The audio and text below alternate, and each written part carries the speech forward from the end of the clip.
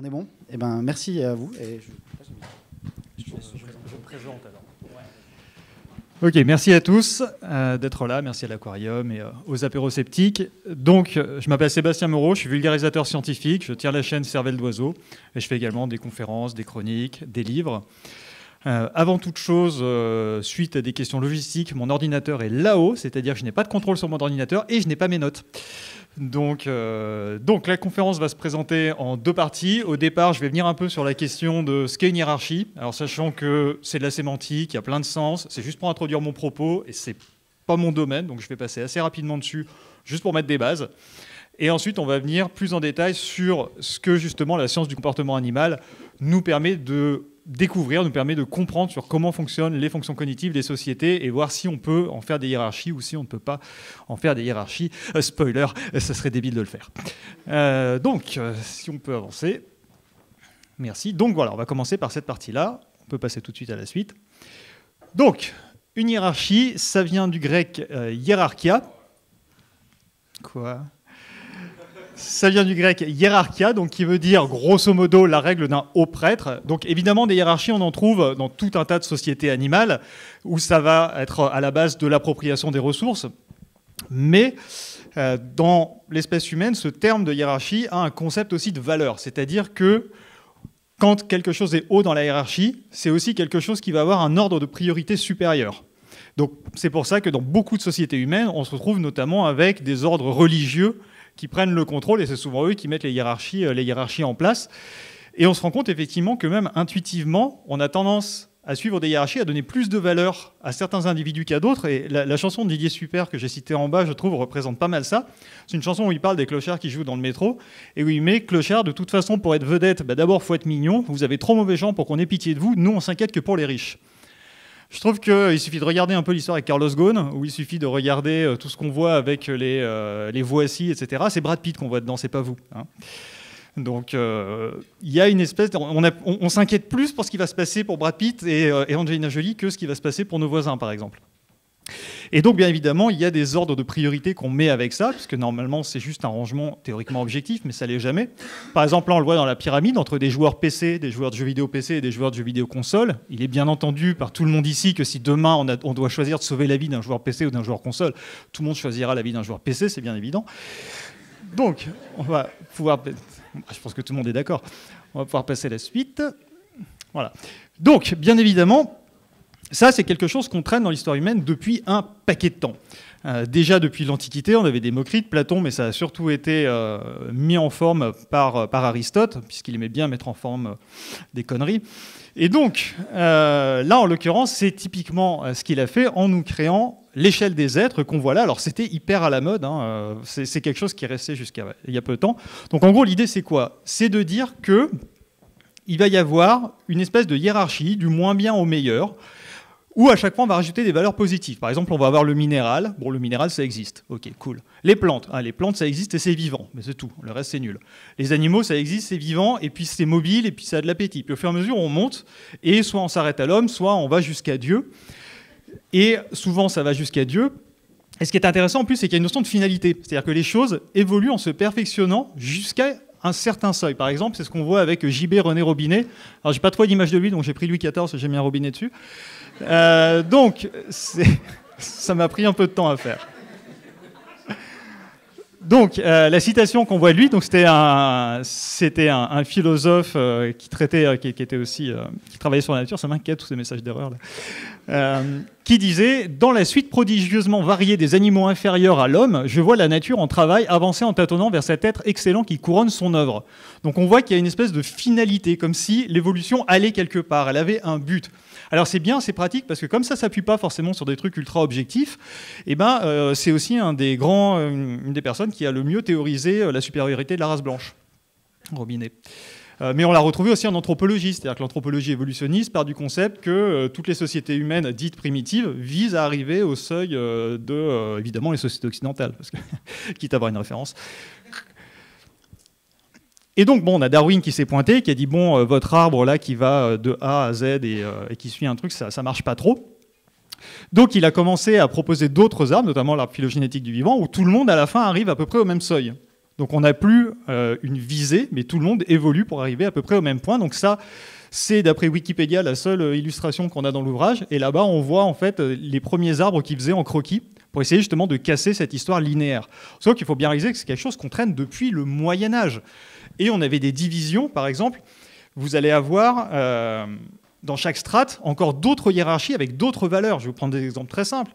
Chez les anges, par exemple, dans la religion catholique, vous allez avoir différents anges, les chérubins, les séraphins, etc., ne sont pas au même niveau, mais surtout chez les humains, on voit bien, par exemple, que dans les régimes féodaux, le roi de droit divin a plus de valeur, il est plus important socialement que le clergé, ça dépend, parce que si on a un pape, etc., qui va être au-dessus des bourgeois, qui vont être au-dessus des marchands, souvent ça va être les mêmes, et qui seront encore au-dessus des paysans. Même dans la famille, on va avoir, dans les sociétés qui sont majoritairement patriarcales chez l'humain, on va avoir l'homme qui a plus de valeur que la femme, qui elle-même a plus de valeur que les enfants, et parmi les enfants, le mâle a plus d'enfants que la femelle. Enfin, on retrouve ça partout. Et c'est encore plus flagrant chez notre rapport aux autres animaux. Par exemple, ça s'appuie sur rien de concret, mais on se rend compte qu'il y a des strates comme ça dans l'esprit de tout le monde. C'est-à-dire qu'on a la sensation que les animaux sauvages ont plus de valeur que les animaux domestiques. C'est plus important de sauver un éléphant que de sauver un cochon ou un truc comme ça. Alors il y a aussi l'histoire de disparition, etc. Mais même, on sent que les animaux sauvages ont plus de valeur. Un loup et un chien, c'est pas la même chose. Alors que c'est la même chose. Enfin, pas à part les pugs et les bulldogs français. Mais globalement, c'est des trucs qui sont quand même relativement similaires. Et on se rend compte que les animaux sauvages sont plus nobles, plus valeureux que les animaux domestiques. Et chez les animaux domestiques, on a encore une séparation. Puisque, par exemple, les animaux domestiques utiles, type les chiens, type les chevaux, eh ben, ils ont une valeur supérieure parce qu'ils servent à ceux qui sont les moutons, les cochons, qui sont un peu plus dociles, un peu plus passifs. Pareil, vous allez voir par exemple une espèce de rapport même entre espèces, enfin entre groupes d'oiseaux, entre groupes d'animaux. Par exemple, les oiseaux, un aigle, on le perçoit comme plus noble qu'un pigeon. Il n'y a aucune raison à ça. C'est complètement subjectif, il n'y a aucune base logique à ça. On va essayer de mettre des raisons objectives derrière, mais en fait, que dalle. C'est juste quelque chose qui s'est créé. Et en plus, on se rend compte que selon les époques et selon ce qui est valorisé dans nos sociétés, c'est pas la même chose qui est mise en haut. Par exemple, quand on a des régimes féodaux avec des gens dont c'est la force qui prime, c'est la force qui doit primer. Je me tire, au revoir. Donc, qu'est-ce qu'on note chez les rois féodaux? Ça va être des lions, ça va être des ours, ça va être des aigles. Et puis, quand on commence à aller chercher des philosophes, notamment dans l'Antiquité, eh bien, ils vont vous parler de quoi? Ils vont vous parler de l'intelligence du dauphin, ils vont vous parler de l'intelligence du... Donc, en fait, on se rend compte qu'on met en haut de nos échelles de valeur ceux qui correspondent aux critères qui le valent le mieux pour nous, parce que c'est ce qui nous représente nous, parce qu'on part toujours de nous comme maître référent, et que forcément, quand on part de nous comme maître référent, eh bien, les autres sont toujours des nous, en moins bien. Et c'est ce qu'on a fait avec, justement, le comportement animal pendant des années. Donc aujourd'hui, on est plutôt sur une présentation comme ça, c'est-à-dire qu'au milieu, vous allez avoir l'ancêtre commun à tous les êtres vivants, ensuite une radiation d'un peu toutes les espèces, et on se rend compte qu'à la fin, donc là, on a le groupe animal, donc là, vous avez les champignons, là, vous avez les animaux, les plantes, et on se rend compte qu'à la fin, tout le monde est au même niveau. Et on a effectivement l'humain qui est un animal au milieu des autres animaux, qui n'est pas plus évolué, moins évolué. Non, tous ceux qui sont là aujourd'hui sont évolués de la même manière, ont suivi, ils ont eu des challenges à remplir, ils ont réussi à les remplir, ils sont là aujourd'hui, et il n'y a pas de plus ou moins évolué, ça n'a juste pas de logique de faire ça. Et malgré tout, on continue à le percevoir encore aujourd'hui, c'est encore hyper ancré, alors que ça fait bientôt 1 siècle et demi, 2 siècles, que normalement on est censé avoir cassé ça, et quand on regarde les schémas en haut, c'est des schémas qu'on retrouve régulièrement, j'en ai vu dans des trucs de SVT, dans des cahiers de cours de SVT. Regardez bien le truc vicieux. Tous les animaux sont au même rang en haut. Mais on a les premiers primates, et en haut, on a les humains et les grands singes. Et vous regardez, la ligne va vers eux. Et ensuite, les autres se séparent. Mais pourquoi ça sépare pour eux? Pourquoi est-ce que ça ne serait pas New World Monkey au bout et Human Another Ape? Non, c'est nous, c'est eux qui se sont séparés de notre branche. Vous voyez, comme c'est encore super vicieux, comme c'est hyper anthropocentré, c'est autour de l'humain que ça tourne. Là-bas, c'est pareil, on se rend compte qu'on a le premier vertébré, puis le premier vertébré mâchoire, et c'est les autres qui partent de la ligne. Alors, on pourrait le prendre comme ça, mais on pourrait très bien mettre quelqu'un d'autre. On pourrait très bien mettre l'ours et faire dégager le chimpanzé avant. Et donc, si on veut pouvoir créer des hiérarchies qui, par définition, dans notre concept humain, ont une certaine subjectivité, bon, il faudrait essayer de rationaliser le truc, essayer de trouver des arguments objectifs. Par exemple, on pourrait créer une hiérarchie, je ne sais pas, on fait un concours de maths. Moi, j'arrive bon dernier, comme c'est fortement probable. Quelqu'un d'autre arrivera bon premier. À ce moment-là, sur cet exercice, etc., on pourra dire, bon, ok, on était sur des bases relativement égales. Dans cette situation-là, etc., cette personne met hiérarchiquement, enfin, même pas hiérarchiquement, mais elle met supérieure. Ok, d'accord. Est-ce que ça met en cause ma valeur personnelle sur la totalité de ce que je suis et la totalité de ce que cette personne, c'est discutable. Mais déjà, on se rend compte que pour ça, il faut que les critères soient les mêmes à la base. Par exemple, je ne sais pas si vous avez entendu, il y a eu un débat super intéressant sur le fait de faire courir des coureurs handicapés, comme Oscar Pistorius, par exemple, avec des valides. Et c'est problématique parce que manifestement, les prothèses leur donnent des avantages. Peut-être avec un peu plus de pression, mais surtout, il n'y a pas de fatigue musculaire en dessous du genou, puisque c'est de la fibre de carbone sous le genou. Donc ça pose un problème parce que si on les met en compétition, on ne pourra pas dire lui est meilleur que lui ou lui est au-dessus de lui, parce qu'ils ne partent pas sur les mêmes bases, sur le même physio. Alors autant vous dire, quand on change d'espèce, c'est assez le bordel, et c'est tellement ancré dans notre esprit que même chez des associations animalistes, Mercy for Animals, qui est vraiment une des plus grandes associations animalistes internationales, sont capables de faire des conneries pareilles. Je vous traduis la phrase, fact, donc fait, les cochons sont considérés comme le cinquième animal le plus intelligent, encore plus intelligent que les chiens. Ça n'a aucun sens.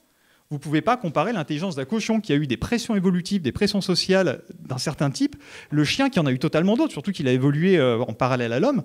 C'est impossible de comparer ça. Cinquième, mais cinquième sur quelle échelle? Les chimpanzés, les dauphins, vous en faites quoi? Les corbeaux, les perroquets? Ça n'a aucun... Et sur quoi? Sur de la mémoire? Sur quelle capacité? Sur de la capacité numérique? Sur de la capacité de repérage spatial? C'est quoi le critère? Ce truc-là, en fait, il y a marqué fact, mais vous ne pouvez pas avoir un fact. Il ne peut pas y avoir de logique parce qu'il faudra avoir des critères pour ça. Et personne ne fera jamais ça parce que ça ne veut rien dire. Vous ne pouvez pas mesurer tous les critères parce que ce n'est pas les mêmes éléments évolutifs qui ont poussé les choses à se développer. Et justement, c'est ce qu'on va aller voir. Qu'est-ce qui se passe dans le reste du règne animal? Je veux bien qu'on change encore.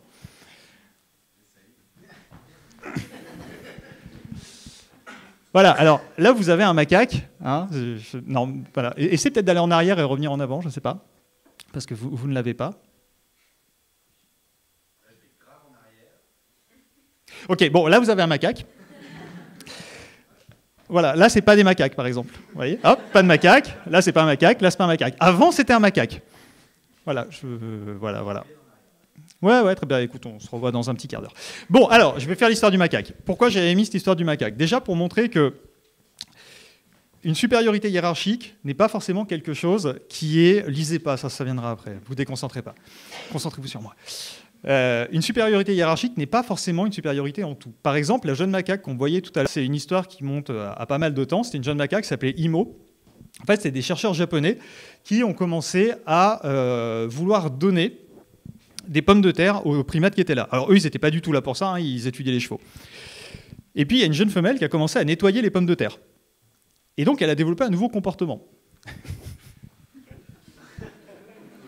Tout est sous contrôle. Ok, ça c'est la page encore après, c'est génial. Ça va finir plus tôt que prévu du coup.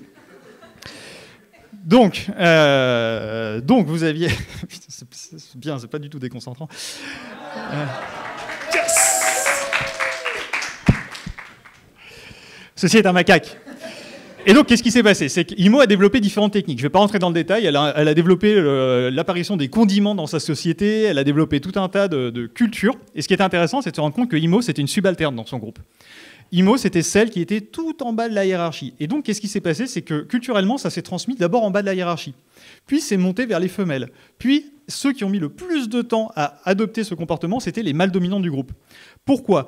Parce que chez à peu près toutes les espèces, on a un modèle de personnalité, on arrive à déterminer des types de personnalités. Et on se rend compte que de manière très récurrente, les individus les plus courageux sont souvent aussi les individus les plus solitaires et sont aussi les individus qui ont les moins bonnes capacités d'apprentissage. Pourquoi? Parce que c'est ceux qui sont assez rentre-dedans. Ils ont un truc à faire, bam, ils y vont. Ils n'ont pas besoin d'hésiter, pas besoin de faire, parce qu'ils y vont. En revanche, les individus qui sont plutôt en retrait, en général, sont des individus plus sociaux et aux capacités cognitives, c'est-à-dire aux capacités, on va dire, intellectuelles, plus élevées. Ils apprennent plus facilement, ils transmettent plus facilement, ils s'imprègnent plus facilement parce qu'ils sont plus sociaux, etc. Et donc, ça veut dire que certes, on en avait qui étaient hiérarchiquement supérieurs, qui étaient certes plus forts, sauf qu'au sein du groupe, eh ben, ce n'était pas le cas, puisque là, dans le cas présent, Imo était une innovatrice énorme. Et en plus, quand on veut commencer à raisonner par exemple, souvent, nous, dans notre société actuelle, ce qui est important, c'est l'intelligence. C'est plus la force comme avant, beaucoup moins. Maintenant, c'est vraiment l'intelligence qui est mise en avant. Et l'intelligence, ça regroupe plein de choses. Ça va regrouper la mémoire, ça va regrouper plein de trucs. Et par exemple, dans la mémoire, vous pouvez avoir une espèce qui a une moins bonne mémoire qu'une autre, Et c'est pas pour ça que celle qui a une meilleure mémoire est supérieure ou est plus valeureuse que l'autre, pour une bonne raison, c'est qu'il y a une pression évolutive qui a fait que ces deux espèces ont des mémoires comme ça. Et il y a une expérience qui est géniale, c'est celle-là de 95, sur des épinoches. Ils ont fait sur 3 variétés d'épinoches, les épinoches de mer en haut, des épinoches ensuite donc, qui vivent en milieu marin, des épinoches anadromes, donc qui vivent à moitié milieu marin, à moitié eau douce, et des épinoches d'eau douce pure. Et ils leur ont appris à manipuler une proie qui était compliquée à manipuler, qui était un petit crustacé. Et on se rend compte ensuite que quand on interrompt l'exercice, eh bien, les épinoches de mer, 25 jours après, elles sont toujours capables immédiatement de savoir comment manipuler cette proie. Les épinoches anadromes, elles, au bout de 10-11 jours, ça commence à se perdre.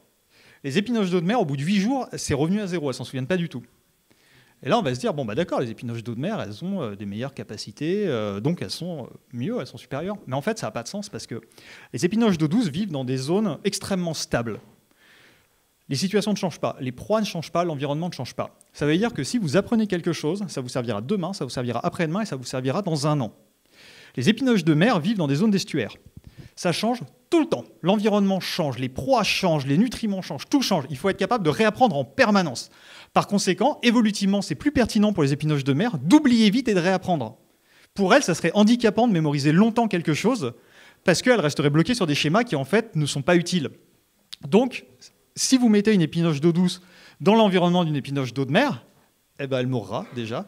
Mais si elle survit et qu'elle ne meurt pas, eh bien à ce moment-là, elle sera beaucoup moins efficace que l'épinoche d'eau de mer dans le même environnement, parce qu'elle n'est pas adaptée à cette situation-là. Et puis c'est pareil, selon sur quel truc on part, alors on aime bien aussi partir sur la taille du cerveau, le format du cerveau. Et on a eu un anthropocentrisme massif pendant l'étude du comportement animal, c'est qu'on part du cerveau humain, c'est normal, on part de ce qu'on connaît le mieux. Donc on part du cerveau humain et on se dit, bon, bah, le cerveau humain, voilà, il est très gros, il y a plein de neurones, 86 milliards à peu près.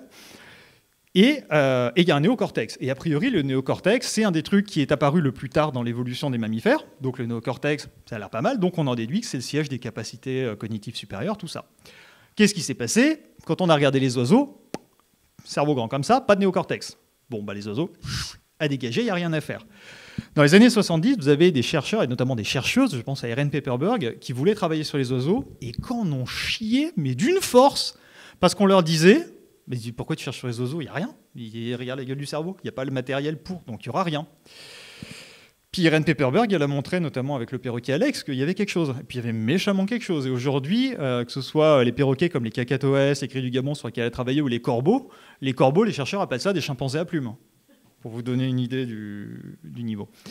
Mais effectivement, on s'est toujours focalisé sur les chimpanzés. En primatologie, vous avez une littérature qui est énorme. Sur les autres animaux, c'est récent, notamment sur les oiseaux. Et en 2016... ils ont évalué le nombre de neurones qu'on trouvait dans le cerveau des oiseaux et le cerveau des mammifères. Et là, ça a fait mal. Parce qu'on s'est rendu compte qu'à poids et taille égale, il y a 2 fois plus de neurones dans le cerveau d'un oiseau chanteur et des perroquets et corbeaux que dans les cerveaux des mammifères. Par exemple, vous avez en haut un roitelet huppé avec une souris. On voit que pour 0,36 grammes pour le roitelet et 0,42 grammes pour la souris, on a 71 millions de neurones contre 164 pour le roitelet. En bas, vous avez le cacatoès et un galago, qui est un petit singe. Vous avez pour 10 grammes de cerveau 2 122 millions de neurones pour 936 millions de neurones côté du primate. Donc vous avez 2 à 3 fois plus de neurones dans un oiseau. Et en plus, ces neurones sont plus paquets. Ce qui veut dire que les oiseaux traitent l'information plus vite que nous. Donc si on devait faire des expériences de rapidité de traitement, vous vous ferez plier par un corbeau, mais plier sur un coin de table. C'est-à-dire que vous avez regardé le truc, alors lui, il a fini le truc, il est chez lui en train de fumer une clope. Faut vraiment regarder ça. Ils se sont amusés à faire des études comme ça en comparant un corbeau à un caniche, un truc comme ça, mais ça va mourir de rire, quoi. Le caniche, il arrive et c'est quoi? Le corbeau, il a fini, c'est tout. Il a démonté la boîte, il a tout terminé. Parce qu'il raisonne plus vite. Donc si on faisait une comparaison sur les vitesses de traitement, nous sommes des merdes. Le cerveau des oiseaux est beaucoup plus efficace que celui des mammifères. Parce qu'il est plus petit, plus compensé, plus dense, et c'est un cerveau 2.0, c'est un iPhone, ça. Alors que nous, on traîne avec un Nokia des années 80. Il est solide, certes, mais... Donc voilà. Et ensuite, même par rapport à ça, on va se retrouver avec des animaux qui ont des aptitudes, si on devait prendre des critères purs, par exemple des critères de mémoire, qui nous défoncent d'une force, parce que nous, il y a plein de choses dont on n'a pas besoin en matière de mémoire. Alors vous avez plein de types de mémoire, les mémoires sémantiques, les mémoires de repérage spatial, Mais par exemple, ce qui va être des mémoires à long terme, nous, on n'a pas forcément besoin d'avoir des mémoires à très très long terme, parce qu'en plus, on a des cultures cumulatives dans nos sociétés humaines, il y a tout un tas de trucs. Mais par exemple, si je vous dis, mardi, il y a 2 semaines, vous avez mangé quoi le soir ? N'en sais rien, à moins que vous ayez tué votre coloc et que vous l'ayez mangé. Il n'y a pas de raison que vous vous souveniez. S'il n'y a pas un élément principal, vous ne vous en souviendrez pas. Vous avez des animaux, si, ils vont s'en souvenir. Par exemple, dans les mémoires phénoménales, souvent on critique les poissons. Chez les poissons, on a certaines des mémoires les plus impressionnantes du règne animal. Alors le saumon n'est pas forcément le meilleur exemple, mais c'est le plus facile à expliquer et le plus court. Par exemple, les saumons, donc, ils vont naître dans des cours d'eau douce, dans des lacs. Et ensuite, à l'âge adulte, ils vont partir en haute mer. Eh bien, il faut savoir qu'en fait, quand les saumons partent, ils s'imprègnent de l'odeur de la rivière d'où ils sont nés. Ensuite, ils vont mémoriser les différents cours d'eau jusqu'à la mer, partir pendant 1-2 ans en haute mer, et quand ils vont revenir, ils vont se diriger à l'odeur. Et dans les cours d'eau douce, sur plusieurs centaines de kilomètres, ils sont capables de repérer et de reconnaître le truc où ils sont passés une fois il y a 2 ans de ça, et se rediriger jusqu'à la fin avec un degré de précision absolument phénoménal. Alors en plus, l'odorat de la plupart des poissons est absolument excellent. Les salmonidés, comme ça, c'est une goutte d'eau dans 500 000, enfin c'est une goutte de produit dans 500 000 litres, la détection. Donc c'est phénoménal, c'est une goutte dans une piscine olympique. Donc ils ont un odorat qui est absolument phénoménal. Chez les oiseaux aussi, par exemple, vous avez le casse-noix d'Amérique. Le casse-noix d'Amérique, c'est un oiseau qui cache des graines pour pouvoir manger pendant l'hiver. Cet oiseau-là, il va cacher environ 30 000 graines dans à peu près 10 000 cachettes et il est capable de les retrouver 9 mois plus tard. Voilà, si quelqu'un veut essayer. Donc au niveau mémoire, c'est absolument phénoménal. Et pareil, au niveau vitesse de traitement, on n'a pas besoin d'aller chercher les oiseaux. Il y a une étude extrêmement surprenante d'un laboratoire japonais sur des chimpanzés, où les chimpanzés, manifestement, ont une mémoire immédiate qui est meilleure que la nôtre. Ce que vous allez voir là, peut-être que la plupart d'entre vous l'ont déjà vu, c'est Ayumu, c'est un chimpanzé qui est testé dans un laboratoire donc au Japon. Donc Ayumu a appris à appuyer sur un écran, il y a des chiffres qui vont apparaître, il va appuyer sur 1, 2, 3, 4, 5, 6, 7, 8, 9. Ensuite, il monte un peu, il corse un peu le truc, les chiffres vont s'allumer et s'éteindre et être remplacés par des carrés. Et de mémoire, Ayumu doit appuyer 1, 2, 3, 4, 5, 6, 7, 8, 9. Voilà. Là, je vois des yeux qui s'ouvrent. Alors, j'ai vu aussi les gens qui l'ont déjà vu, mais je vois les yeux qui s'ouvrent de gens qui ne l'ont pas vu. C'est bien pire que ce que vous pouvez imaginer. Je te laisse cliquer là pour mettre la vidéo. Je me défie de faire ce que va faire Ayumu. Si on peut mettre la vidéo. Faut cliquer dessus. Impression. Oh. Ah, tu peux cliquer au milieu, ça marche. Hein. Oui.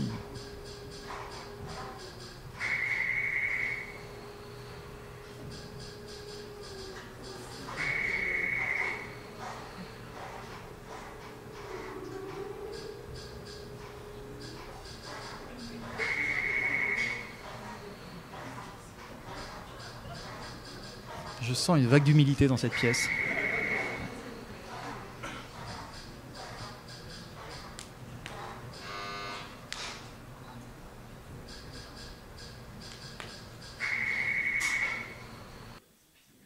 Voilà, donc si le critère qu'on doit prendre pour faire des trucs de supériorité, c'est la vitesse de traitement, bah, Ayumu, il vous racontera la vie. Hein. Et il y a d'autres choses aussi. Par exemple, nous, on est une espèce qui n'est pas du tout précoce. On est une espèce qui a besoin de temps pour se développer. Les enfants, quand ils naissent, ne sont pas finis. Hein. Je veux dire, tous les gens qui ont eu des enfants, on voit bien qu'ils ne sont pas finis. Mais vous avez des espèces où les gamins vont être finis tout de suite. Par exemple, les poules, les petits ont besoin d'apprendre, ont besoin d'être autonomes quasiment tout de suite. Donc, ils ont quasiment toutes les capacités adultes à la naissance. Pas toutes, il y a plein de choses qu'ils doivent encore apprendre, mais quasiment tout est déjà disponible. Alors, on sait que les capacités numériques sont présentes chez à peu près toutes les espèces animales. Alors évidemment, j'exclus les moules, les huîtres, etc. Mais ça n'a pas été testé, remarquez. Mais chez quasiment toutes les espèces animales, on se rend compte qu'il y a les mêmes mécanismes à l'œuvre, c'est-à-dire une capacité de compter jusqu'à 4 et ensuite de faire des estimations. Et quand on regarde chez les sociétés humaines qui n'ont pas un vocabulaire très très développé ou des notions conceptuelles très développées, eh ben c'est pareil. Ils ont des chiffres jusqu'à 1, 2, 3, 4 dans leur vocabulaire et ensuite c'est beaucoup. Et toutes les espèces animales marchent comme ça. Et on s'est rendu compte que des poules, des poussins qui ont 3 à 5 jours sont déjà capables de faire des opérations d'arithmétique. C'est-à-dire, ce que vous allez voir, alors, les oiseaux, quand ils sont petits, ils passent un cap où ils s'imprègnent sur les éléments qui sont autour d'eux. Donc en général, ça va être les frères, la mère, etc. Donc ils vont être vraiment très soudés, c'est des compagnons sociaux. Donc qu'est-ce qui se passe dans les études? Ce qu'ils font, c'est qu'ils les imprègnent sur des capsules Kinder pour pouvoir les manipuler. Donc là, ça va être le cas. Ensuite, ils vont mettre 2 écrans opaques. Le poussin est dans une boîte en plexiglas. Et ils vont mettre une première capsule derrière un écran. Ensuite, une deuxième, puis une troisième, puis une quatrième, et une seule à droite. Le poussin, naturellement, va aller là où il y en a le plus. Il faut bien penser qu'il n'a à chaque fois vu qu'une seule capsule. Une disparaît, une disparaît. Donc ça veut dire que de tête, il faut qu'il additionne pour savoir qu'il y en a eu plus à gauche qu'à droite. Ça, les poussins le font très bien. On sait qu'à 4-5 jours, un poussin est déjà capable de faire ça. Alors que des humains, il faut déjà que ce soit à plusieurs mois, voire plusieurs décennies. Là, ils ont voulu aller plus loin. Donc ce qu'on va entendre, c'est Giorgio Valortigara, mais j'explique avant, parce que 1, il parle en anglais, 2, il parle fort.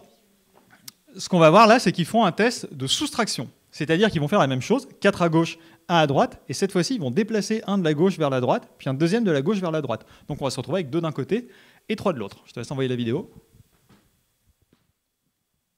Chicks are presented with an object which disappears behind a screen on the right, and then with a series of objects that disappear behind a screen on the left. 1 object, 2 objects, 3 objects, and 4. We have had addition up to this point. Now we try some subtraction. 1 object is moved from the left to the right, and then another one moves from the left to the right. So at this point, we would expect that Chick will choose the screen on the right side, and it does. Donc pareillement, si on devait prendre un critère global, eh ben on se rendrait compte que finalement, tous les animaux qui ont des petits précoces, non, on peut revenir en arrière, que tous les animaux précoces, finalement, sont plus rapidement aptes à gérer que nous. Donc si c'était ça le critère qu'on prenait, eh ben, finalement, les poules sont meilleures que nous. Et puis on est en train de remettre en question beaucoup de choses qu'on connaissait sur le fonctionnement du cerveau. Les sciences cognitives sont en train d'être vachement bousculées par les poissons et les abeilles. En l'occurrence, c'est mes 2 spécialités, poissons-abeilles. Ça, c'est une étude qui est sortie il y a 3 semaines. On sait que les abeilles peuvent comprendre des concepts du type au-dessus d'eux, au-dessous d'eux, plus grand qu'eux, plus petit qu'eux, etc. On sait que les abeilles ont des bases numériques. On sait même que si vous apprenez à une abeille à se poser sur des carrés où il faut qu'elle se pose là où il y en a le moins, c'est-à-dire par exemple vous en mettez avec 3 cubes et 2 cubes, eh bien elles doivent toujours se poser sur celui qui en a le moins. Si ensuite vous mettez 2 et 1, elles doivent se poser sur celui qui en a le moins. Eh bien, ils ont fait le test en mettant 2 et rien. Eh bien, les abeilles se posent sur rien. C'est-à-dire qu'elles sont capables de traiter que l'absence de quelque chose, c'est inférieur à la présence d'un seul élément. Ça veut dire la notion du zéro. Et le cerveau n'est pas fait pour traiter rien, le cerveau doit traiter de l'info. Et là, ils sont capables de traiter l'absence de quelque chose comme étant quelque chose qui s'aligne sur la ligne mentale numérique en dessous de 1. C'est complètement barge. Celle-là, elle est pire. Elle est sortie il y a 3 semaines. Les abeilles, elles sont habituées à ce genre de truc. C'est-à-dire qu'en général, ça, c'est ce qu'on appelle une expérience en match to sample, c'est-à-dire faire correspondre à l'exemple. Vous passez à l'entrée, vous avez un motif, vous rentrez, vous allez sur le même motif, vous recevez une récompense. Mais là, il y a une subtilité. Quand c'est jaune, il faut soustraire 1. Quand c'est bleu, il faut ajouter 1. Les abeilles le font. Elles ont 1 million de neurones. On en a 86 milliards. Pour vous donner une comparaison, 1 million de secondes, c'est 11 jours. 1 milliard de secondes, c'est 31 ans. 1 million de neurones, 86 milliards. Ça veut dire que ça, elles ne devraient pas pouvoir le faire. Aujourd'hui, les abeilles font plein de choses qu'elles ne devraient pas pouvoir faire. Les poissons font plein de choses que si on se basait que sur la physio, ils ne devraient pas pouvoir faire. Le problème, c'est qu'ils le font. Et donc, pareil, on a aussi, par exemple, des systèmes de prise de décision. J'ai pas l'heure, donc il faudra me dire si jamais ça commence à presser. On a des systèmes de décision qui sont dément et des systèmes de communication qui peuvent être assez complexes, assez précis et d'une rationalité. Honnêtement, le système de prise de décision le plus rationnel que je connaisse dans le règne animal, c'est les abeilles. Les abeilles possèdent une danse. Alors, la danse des abeilles, elles rentrent dans la ruche. Alors, elles trouvent une fleur qui est cool. Elles rentrent dans la ruche et elles font un cercle sur le rayon. Jusque-là, ok. Sauf qu'elles ne font pas vraiment un cercle. Elles coupent le cercle et elles font un diamètre. Elles dessinent le diamètre. Très bien. L'angle auquel elles coupent par rapport au sommet de la ruche indique la direction à prendre par rapport au soleil en sortant de la ruche. Par exemple, elles coupent à la verticale, ça veut dire vous sortez de la ruche, vous visez le soleil. Elles coupent à 45 degrés vers la gauche, vous sortez, vous prenez 45 degrés à gauche du soleil. Non, c'est pas fini, là. Ça sert à rien. Ensuite, quand elles vont couper, elles vont vibrer de l'abdomen. La fréquence de vibration indique la distance. C'est pas fini. Ensuite, le nombre de répétitions qu'elles vont faire et la vitesse à laquelle elles vont revenir au centre indiquent la qualité de la fleur. Et elles vont également échanger du pollen et du nectar pour donner une idée du goût et de l'odeur de la plante. Donc l'information est extrêmement précise. Il faut savoir que si elles restent dans la ruche pendant un certain temps à cause du mauvais temps, elles adaptent au mouvement du soleil. Voilà. Et elles ont aussi des signaux d'arrêt. Elles ont des signaux d'arrêt, c'est-à-dire qu'il y en a une qui va sur une fleur, et il y a une araignée qui l'attaque, elle va revenir, et si elle voit les autres qui dansent pour cette fleur, elle va se mettre contre et elle va presser pour lui dire « arrête tout de suite, c'est de la merde ». Et ça, on le retrouve sur le choix des ruches. C'est-à-dire qu'à un moment, dans la vie de la ruche, vous allez avoir, toutes les années, enfin, vous allez avoir, oui, une reine qui va partir avec 50% de la ruche pour monter une nouvelle ruche. Et ensuite, les autres, avec la nouvelle reine, vont continuer l'ancienne ruche. Au départ, elles vont toutes se mettre en grappe. C'est ce que vous voyez là. Elles vont se mettre en grappe et on a des éclaireuses qui vont partir chercher un endroit pour mettre la nouvelle ruche. Donc il faut qu'il y ait une petite entrée, une assez grande superficie à l'intérieur, tout ça. Une fois qu'elle va en trouver une qui est bien, elle va revenir sur la grappe et faire la danse pour indiquer « là, il y a un endroit cool ».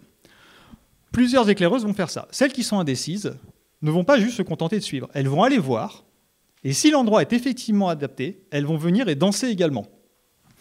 Et si on se réfère à ce qu'on a expliqué tout à l'heure, eh bien, les danses vont avoir plus de répétitions si la qualité est élevée. Qu'est-ce que ça veut dire? Ça veut dire que vous allez avoir des abeilles qui vont danser longtemps pour les endroits les plus intéressants, et les abeilles moins longtemps pour les endroits les moins intéressants. Donc on va avoir les abeilles qui dansent pas beaucoup pour les endroits pas très intéressants qui vont s'arrêter, puis elles vont se rendre compte que l'autre, ça fait un quart d'heure qu'elle danse là. Oh, c'est peut-être cool, je vais aller voir. Putain, ouais, c'est cool, je danse. Et qu'est-ce qui se passe? En 48 heures, vous avez un quorum, toutes les abeilles dansent pour la même ruche.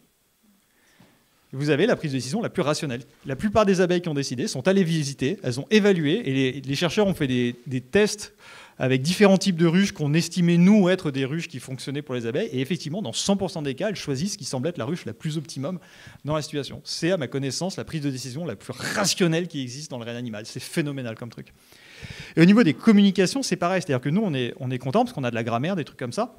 Mais il faut aussi penser que ça se développe parce qu'à un moment, il y en a un besoin. Par exemple, on sait que les dauphins peuvent utiliser de la grammaire en captivité. Dans la vie sauvage, on n'a jamais observé de dauphins qui utilisaient des grammaires. Les kéas, qui sont des perroquets de Nouvelle-Zélande, utilisent des outils en captivité. On ne les a jamais vus utiliser d'outils dans la vie sauvage. Jusqu'à il n'y a pas très longtemps, où ils ont mis des pièges à hermine sur une île avec des appâts dedans, et les kéas ont commencé à utiliser des bâtons pour désactiver les pièges pour récupérer l'appât. Donc, parce qu'ils ont eu le besoin de le faire, ils ont développé cette utilisation d'outils, mais ils avaient déjà les capacités pour le faire.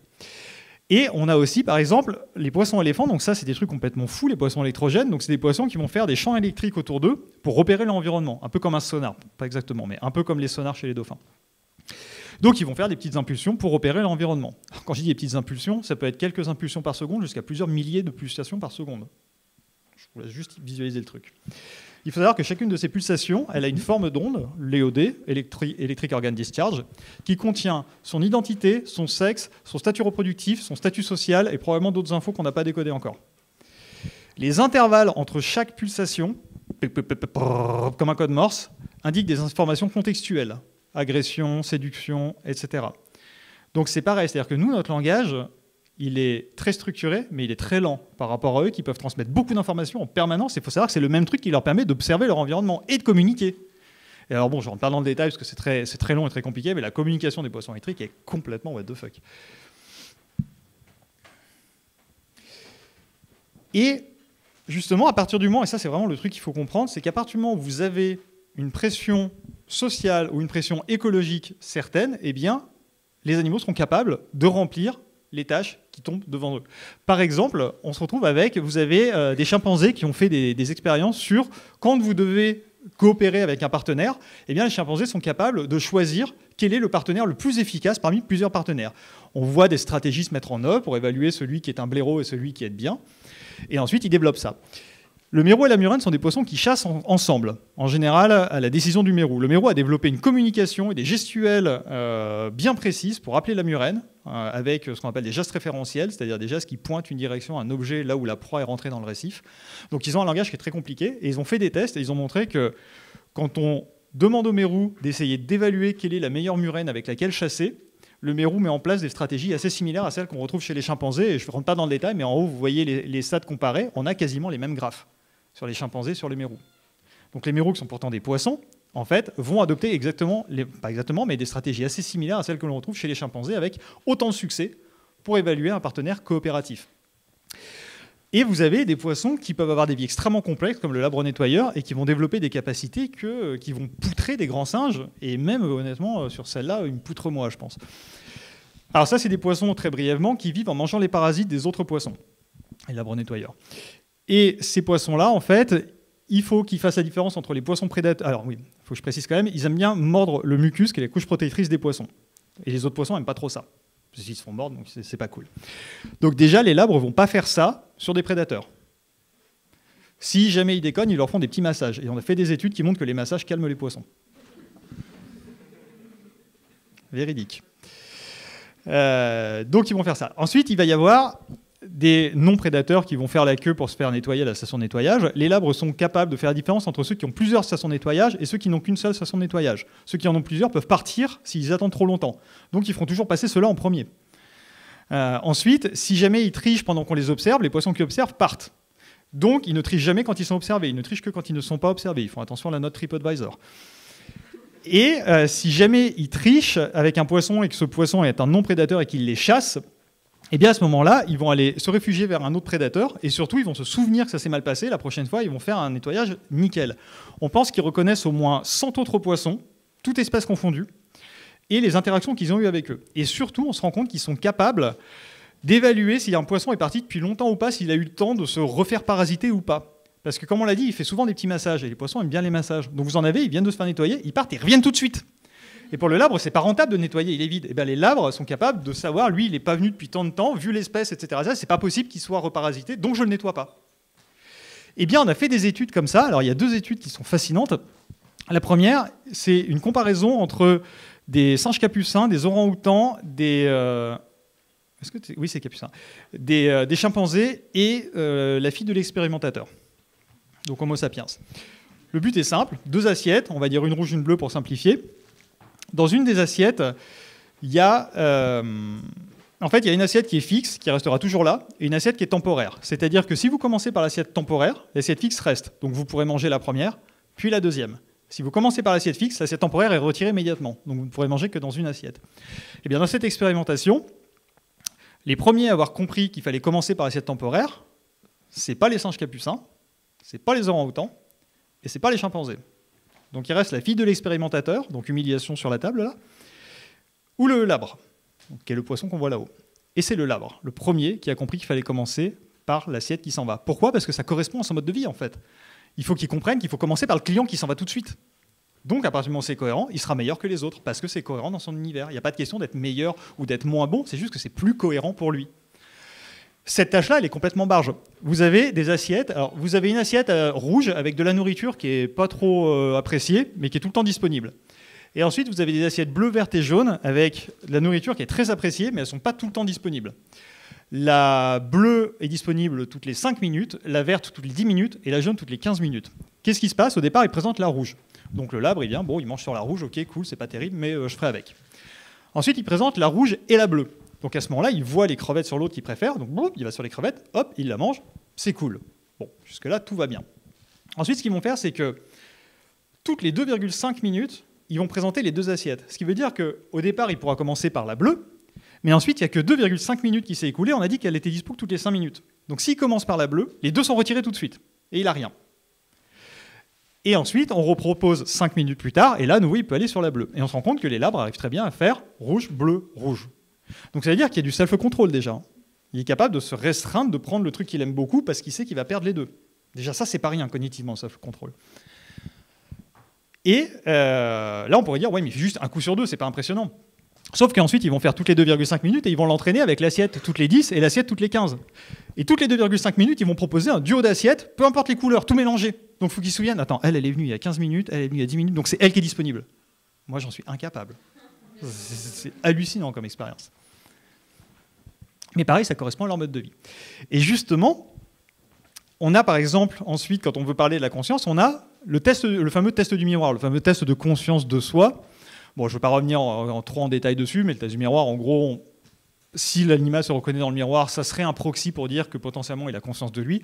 C'est un test qui est très problématique, je ne vais pas m'étendre dessus. Mais c'est marrant parce que, par exemple, on voit que chez les dauphins, on peut mettre éventuellement une vidéo, mais elle n'est pas passionnante, mais sur les dauphins, ils y arrivent beaucoup plus tôt que les jeunes humains. Donc les dauphins auraient conscience d'eux beaucoup plus jeunes que chez les êtres humains. Donc là, c'est l'expérience où ils se regardent et ils leur ont mis la marque sur le ventre. Donc normalement, c'est s'ils ils essaient d'enlever la marque sur eux, etc., etc. Alors là, on voit déjà bien une limite de ce test, puisque le dauphin ne peut pas enlever la marque sur lui, parce qu'il lui manque un truc genre des mains. Donc on considère qu'à partir du moment où il regarde, c'est validé. Honnêtement, moi je trouve ça très discutable. Sachant que les labres dont on vient de parler ont passé le test du miroir. cet été. On va couper la vidéo. Ils l'ont passé cet été, cette étude-là, pour connaître très bien tous les tests de miroir qui ont été faits. Le plus convaincant, c'est celui-ci. C'est plus convaincant que les éléphants, c'est plus convaincant que les chimpanzés, et c'est plus convaincant que les dauphins. Les labres le remplissent à la perfection. C'est impressionnant comme truc. Et la conclusion de l'étude n'est pas « les labres ont conscience d'eux ». La conclusion de l'étude est « le test du miroir n'est pas fiable ». Le fait est que c'est vrai. On va être clair, le fait est que c'est vrai. Mais la conclusion est très intéressante de ce qu'elle dit des sciences cognitives aujourd'hui. Cette conclusion dit, en fait, on se rend compte que à partir du moment où on propose quelque chose qui fait sens à l'animal, il le réussira. À partir du moment où on lui propose quelque chose qui écologiquement ne fait pas sens, il l'échouera. C'est pas qu'il va être supérieur, moins bon, meilleur ou quoi que ce soit, c'est juste que ça n'a pas de sens pour lui. Si vous mettez demain dans l'univers d'un labre, vous serez de très mauvais nettoyeurs, parce que c'est pas votre environnement et vous mourrez noyé de toute manière. Mais c'est pas votre environnement dans tous les cas de figure, donc vous serez moins compétent qu'eux, forcément, parce que vous n'avez pas plusieurs milliers d'années d'évolution pour arriver à ce stade-là. Donc, cette étude-là est intéressante pour ça, parce qu'on voit bien l'anthropocentrisme extrêmement important qu'on a eu dans les sciences. C'est-à-dire qu'à partir du moment où c'est un dauphin et que le test est vraiment limite, ça passe. À partir du moment où c'est un éléphant, il faut savoir qu'ils l'ont fait sur 3 éléphants d'Asie, il y en a un qui l'a passé. Et franchement, donc là, ça passe. Parce que, je le disais tout à l'heure, on a une hiérarchie de valeurs dans notre tête, les éléphants, c'est bon. Les dauphins, c'est bon. Les poissons, non. Sérieux, non, quoi. Sauf qu'eux, ils le passent mieux. Donc là, il y a un problème. Et on est vraiment en train de se rendre compte de ça. C'est-à-dire que cette espèce d'organisation qu'on a mis avec les vertébrés inférieurs, les vertébrés supérieurs, tout ça, en fait, n'a plus de logique. Aujourd'hui, on sait, par exemple, que les poissons ont des capacités cognitives au niveau des mammifères. Il n'y a pas de... C'est pas en dessous, au niveau des oiseaux. C'est pas du tout en dessous. C'est juste que on les fréquente moins, en fait. Et du coup, ils sont plus bas dans notre échelle et on ne s'attend pas. Et quand vous voyez les études sur les abeilles ou sur les poissons, elles sont beaucoup plus pointilleuses que celles que vous trouvez sur les primates, simplement parce qu'il y a plus de critiques à attendre, simplement pour ça. Et donc voilà, cette étude-là, elle est vraiment marquante pour ça. Elle vient de revenir de peer review, de comité de lecture, il y a 3 semaines, 1 mois, mais elle a été publiée à la base en août. Et c'est vraiment intéressant de voir ça. C'est-à-dire là, on a vraiment un tournant qui dit, maintenant, on se rend compte que peut-être que les tests basés sur l'humain, typiquement le test du miroir, en fait, ne déterminent pas... On partait du concept que l'humain avait un certain type de reconnaissance de soi qui marchait comme ça, donc tous ceux qui n'y arrivaient pas, étaient moins bien que nous, et les autres, machin. Et on se rend compte qu'en fait, non, c'est juste une question de est-ce que c'est pertinent ou est-ce que c'est pas pertinent. Et de toute façon, on sait très bien qui est-ce qui gouverne le monde, c'est certainement pas les humains.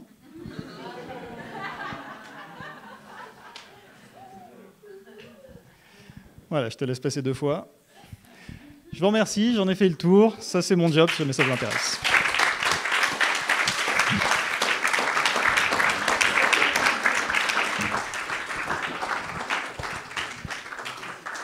Eh ben, merci beaucoup. Je vous propose 5-10 minutes, quelques questions pour des clarifications. Pas pour engager le débat, puisqu'on en discutera plus longuement après, mais si vous avez des questions à poser, surtout s'il y a des choses que vous n'avez pas compris, je passe le micro. Je prends 1 ou 2 questions.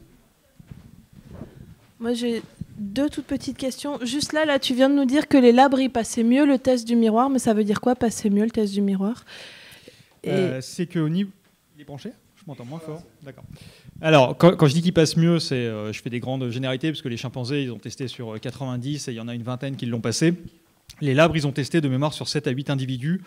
Ils l'ont tous passé, à l'exception de 2, mais en fait, manifestement, les 2, ils ne sont pas allés jusqu'au test de Lamarck, parce que, on va dire, la phase avant, manifestement, ils s'étaient déjà reconnus, ils avaient déjà passé toutes les phases avant, en voyant leur reflet dans l'aquarium. Et sauf que ça les a fait répondre différemment au test avant de passer au test de Lamarck, et du coup, ils les ont exclus du test. Mais en concluant, en disant qu'en fait, il était probable que réellement, ils étaient déjà à la phase finale. Donc en réalité, on va dire, si on va au bout de la logique, tous les labres testés l'ont passé. Alors que chez les autres animaux, c'est jamais la totalité.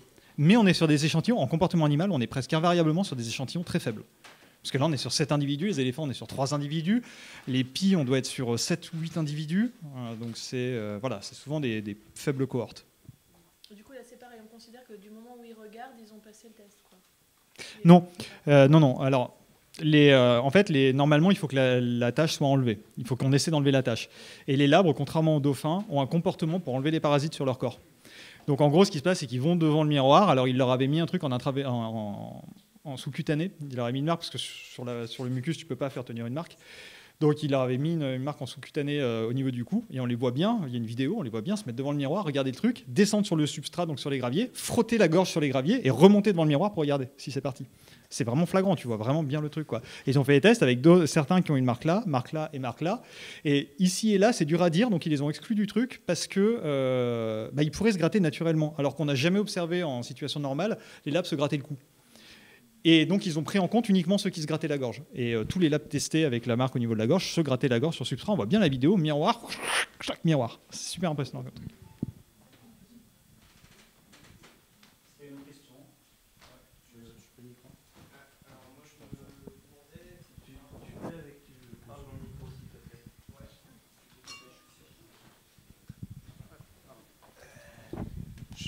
Je me demandais par rapport aux macaques et à la mémoire immédiate s'il y avait eu plusieurs macaques testés. Parce que c'est hyper impressionnant, mais est-ce que c'est un macaque surdoué ou... Voilà. Alors, c'est pas un macaque, c'est un chimpanzé en l'occurrence. Ouais. Mais oui, parce que en fait, c'est plusieurs générations. C'est-à-dire qu'Ayumu est le fils de Ai. Et Ai, sa mère, était déjà entraînée à faire ça. Donc, oui.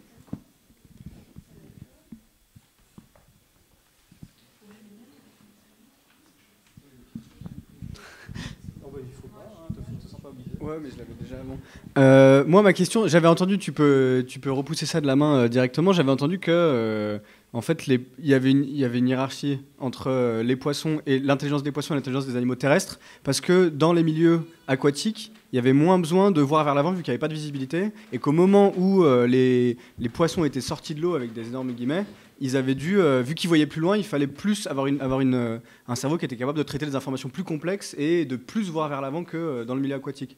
Donc, qu'est-ce que je réponds à la personne qui m'a dit ça, quoi ? Alors que c'est débile. Et si c'est quelqu'un que je ne veux pas vexer ? Alors, au niveau acuité visuelle, alors après, c'est pareil. La vision, il faut diviser plein de choses. Parce que tu as l'acuité visuelle, la discrimination spatiale, mais tu as aussi la discrimination temporelle et la vision des couleurs. Par exemple, il y a beaucoup de poissons qui ont une vision des couleurs qui pulvérise la nôtre à des années-lumière. La réponse, elle va être simple, c'est que effectivement, il y a beaucoup de poissons. Alors, je ne connais pas la vision de tous les poissons. Mais déjà, tu as des poissons qui peuvent voir hors de l'eau. Je pense aux poissons volants. Alors, les poissons archers, c'est différent. Mais les poissons volants, ils ont une cornée pyramidale qui est adaptée à l'intérieur et l'extérieur. Les anableps aussi ont une rétine divisée en deux parties. On les appelle les poissons à quatre yeux parce qu'ils ont une rétine qui est adaptée à l'extérieur de l'eau et une rétine qui est adaptée à l'intérieur de l'eau. Bon, même hors de ça, admettons, je ne connais pas l'acuité visuelle de tous les poissons. Admettons qu'en moyenne, l'acuité visuelle ne soit pas bonne. Il y a d'autres sens. L'odorat des poissons, en majorité, est phénoménal. Ils peuvent percevoir des trucs de très loin. Donc l'information, ils vont la prendre de très loin. Leurs univers peuvent être d'une complexité phénoménale. Et ça peut être un univers social. Souvent, les univers sociaux sont extrêmement compliqués. La pression de prédation est vachement plus élevée dans beaucoup de parties d'océan où il y a une grosse population que sur Terre. Donc, parce qu'en plus, on va avoir une différence dans les tailles qui est phénoménale entre un poisson-lune mola mola qui fait 3,5 tonnes, c'est une putain de camionnette, et il y a un goby tête de requin qui fait 10 cm de long, là, même pas, et qui en fait 3-4. Voilà, tu as des relations qui font que la prédation est importante, toutes les situations sont complexes, il y a énormément de choses à gérer. Et en plus, les océans forment la plupart du truc du globe. Donc ça veut dire qu'il y a une variété d'environnements hyper importante. Tu as effectivement des zones où il n'y a rien, des grands océans pour les grands pélagiques où il ne se passe que dalle, mais tu as aussi tous les récifs coralliens, tu as les grandes profondeurs, tu as les profondeurs intermédiaires, tu as tellement de variétés, tu as tellement de sens. Tu vois, les poissons électriques, je te laisse imaginer le nombre d'infos qu'il faut qu'ils traitent. À la seconde, il y a tout un tas il y a au moins 1000 trucs qu'ils doivent gérer à la seconde. Donc ça n'a pas de sens parce qu'ils ont autant de richesses, de variétés d'univers que nous. La vision, c'est pas tout. Et ça, c'est une question totalement anthropocentrée. 100%. Parce que nous, on se réfère à la vue. Et le test du miroir, c'est un de ces problèmes. C'est que vous prenez des animaux qui sont olfactifs, des chiens, et le test du miroir, le chien, parce qu'il ne sert pas vraiment de sa vue pour reconnaître, mais plus de son odorat. Donc ils sont en train de développer des tests d'odorat justement pour les chiens, que les poissons ont déjà réussi en 2009.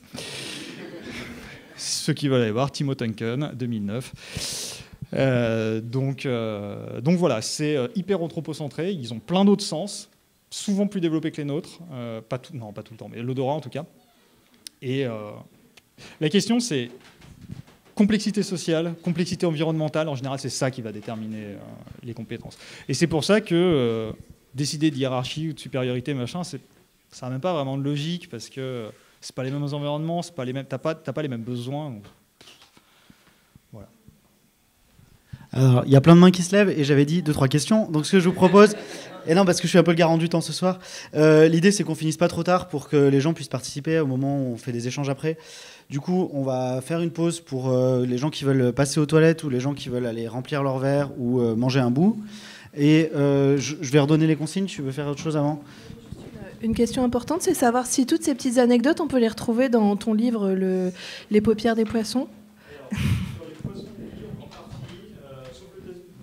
Sur les poissons, oui, en grande partie, sauf le test du miroir des labres, parce qu'il a été publié avant le passage en comité de lecture, un jour avant la mise sous impression.